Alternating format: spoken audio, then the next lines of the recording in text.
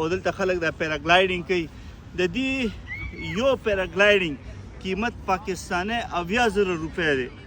پاکستاني 80 نه 80,000 روپۍ یو سړی ورکوي او د بره غر ته بوځي، هلته نه راولي، خو هغوی بیا دلته کې لینډینګ کوي، دا خلک انجوای کوي. تقریبا پاکستاني 70,000 80,000 روپۍ دا یو ټورست نه دی اخلي.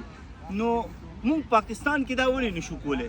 هلته زموږ سپورټس فلاینګ کلب دی، خو مونږ هلته کې دا فلاینګ نشو کولی، اجازت نه راکوي، NOC نه راکوي، سیویل ایویشن را سره کوپریشن نه کوي، مونږ له زړه پړک چي. نو د هغې د وجې نه بس مونږ بیا فلاینګ نشو کولی.